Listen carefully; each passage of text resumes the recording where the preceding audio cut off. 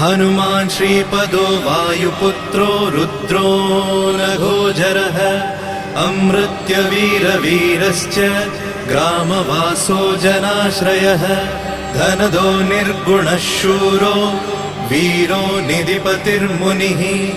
पिङ्गाक्षो वरदो वाग्मी